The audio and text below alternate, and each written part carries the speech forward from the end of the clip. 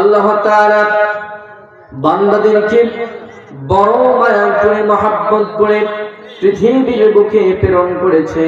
আল্লাহ তাআলা বলেন, আল্লাহ তাআলা ডাক দিয়ে বলেন, আমি আল্লাহ তাআলা পৃথিবীতে অনেক কিছু সৃষ্টি করেছি, কিন্তু আমি সবচেয়ে সুন্দর জাতি, সুন্দর সিস্টেম করে পরিবেশ করে সৃষ্টি করেছি একমাত্র মানুষ জাতিকে। বলেন না সুবহানাল্লাহ। লাকাদ খালাকনাল ইনসানা ফি আহসানি তাকওয়িম।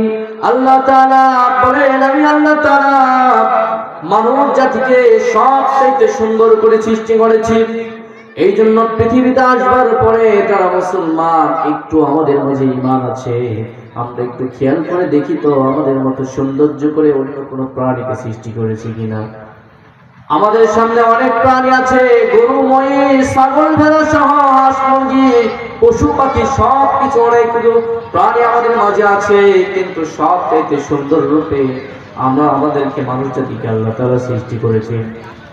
এর দ্বারা ইঙ্গিত করলে হলে আল্লাহ তাআলা আমাদেরকে বড় মায়া করে, মহব্বত করে, ভালোবাসে। ভালোবাসার স্থানে আল্লাহ তাআলা সবচাইতে মানুষ জাতিকে সুন্দরভাবে ভালোবাসে, সৃষ্টি করেছে।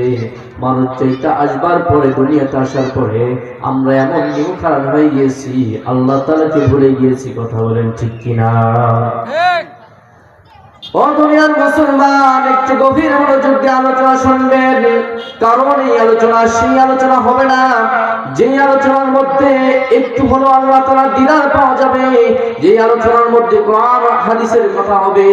এখানে কোনোদিন গান বাজনা হবে না, এখানে সর্ব অবস্থায় আল্লাহ তাআলার কোরআন হাদিস থেকে আলোচনা হয়।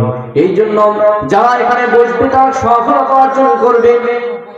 আল্লাহ তাআলা আল্লাহর নবী সরকার দো আলম নবী রাহমাতুল লিল আলামিন নবী হযরত মুহাম্মদুর রাসূলুল্লাহ সাল্লাল্লাহু আলাইহি ওয়াসাল্লাম যখন আল্লাহ তাআলার হুকুম হয়েছিল মিরাজে গিয়েছিল দিদার করার জন্য, দিদার থেকে আসবার সময় আল্লাহর নবী সরকার দো আলম নবী রাহমাতুল লিল আলামিন নবী হযরত মুহাম্মদুর রাসূলুল্লাহ সাল্লাল্লাহু আলাইহি ওয়াসাল্লামকে হযরতে মূসা আলাইহিস সালাম ডেকে বলেন, ওগো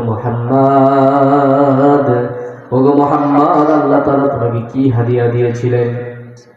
আল্লাহর নবী সরকার দো আলম নবী আপনি বলতেছেন, ওগো নবী পয়গম্বর, আল্লাহ তাআলা আমাকে নামাজ হাদিয়া দিয়েছে আমার উম্মতের জন্য। আমি এখানে মেরাজের ঘটনা বলার উদ্দেশ্য না, এখানে সামান্য একটু ইঙ্গিত দেওয়ার জন্য আমি কথাটা বলতেছি। আল্লাহর নবী বলতেছে নামাজ হাদিয়া দিয়েছে, তো আর কি? আল্লাহর নবীকে ডাক দিয়ে বলতেছে, ওগো মুহাম্মদ, আমি মুসা তোমাকে কয়েকটা নসিহত করতে চাই, যে নসিহতগুলো তোমার উম্মতের মাঝে প্রচার করে দিবা। বলো ওয়াদা দাও, বলবো কিনা? আল্লাহর নবী মুহাম্মদুর রাসূলুল্লাহ ডাক দিয়ে বলছে, বলেন বলেন। হযরত মূসা আলাইহিস সালাম ডাক দিয়ে বলতেছে, ও মুহাম্মদুর রাসূলুল্লাহ সাল্লাল্লাহু আলাইহি ওয়াসাল্লাম, আল্লাহ তাআলা প্রত্যেক মুসলমান মুমিনদেরকে জান্নাতে দিবেন, জান্নাত দিয়ে দিয়েছেন। যারা মুসলমান একটু ঈমান আছে আল্লাহ তাআলা তাদের জন্য জান্নাত বরাদ্দ করে রেখে দিয়েছে। কিন্তু জান্নাতটা হবে কেমন? শুধু মরুভূমির মতো ময়দান, ফাঁকা ময়দান হবে। এই জান্নাতে আসবার আগে দুনিয়াতে বান্দা যারা দুনিয়াতে ফসলটা উৎপন্ন করবে, বীজ বপন করবে, সেই ফল জান্নাতে পেয়ে যাবে। আমরা আজকে আমাদের মাঠে ময়দানে যদি আমরা সরিষার বীজ বোনাই দিই, ধান পাওয়া যাবে না। অবশ্যই সরিষা পাওয়া যাবে আর ধানের ক্ষেতে ধান পাওয়া যাবে। ঠিক দুনিয়াতে আপনি যেটা আবাদ করবেন, সেই আখিরাতে আপনি সেই ফলটাই পেয়ে যাবেন। এই জন্য দুনিয়াতে আপনি কি আমল করতেছেন আপনি দেখুন, আপনি বারবার তাকিয়ে দেখুন আপনার ইবাদত বন্দেগী কেমন হচ্ছে, আপনি কোন পর্যায়ে ইবাদত করতেছেন। আপনি নামাজ পড়েন না, আপনি রোজা রাখতেছেন না, মুসলমান রূপে দাঁড়িয়ে রাখে না, মুসলমান রূপে দাবি করে কিন্তু নামাজও পড়ে না, রোজাও রাখে না, আল্লাহ তাআলার কাছে নাফরমানি করে, এমন মুসলমান আপনাদের এলাকায় একটাও মনে হয় নাই? আছে? ওরে মুসলমান, একটু গভীর মনোযোগ দিয়ে আলোচনা শুনবেন। আপনি দুনিয়াতে যা বপন করবেন, দুনিয়াটা হলো খ্যাত স্বরূপ। কি স্বরূপ? দুনিয়াটা খেত স্বরূপ। এই দুনিয়াতে আপনার যা আবাদ করবেন, যা বপন করবেন, কালকে কিয়ামতের ময়দানে আল্লাহ তাআলা জান্নাতের মধ্যে আপনাকে ফয়সালা করবে, আপনার বরাদ্দ করে দিবে। এই জন্য দুনিয়াতে যদি একবার সুবহানাল্লাহ বলেন, আল্লাহ তাআলা জান্নাতের মধ্যে একটা গাছ লাগাই দিয়ে বলেন সুবহানাল্লাহ। সেই জান্নাতের গাছটি কেমন হবে? জান্নাতের গাছটি কি আমাদের আম গাছ কাঁঠাল গাছের মতো হবে, জাম গাছের মতো হবে? না না মুসলমান, আম গাছ কাঁঠাল গাছ লিচু গাছের মতো হবে না। জান্নাতের গাছটি এমন গাছ, যে গাছটি এত বড় হবে, একটা দ্রুতগামী ঘোড়া যদি 500 বছর ধরে দৌড়ায়, ওই গাছের ছায়া অতিক্রম করতে পারবে না।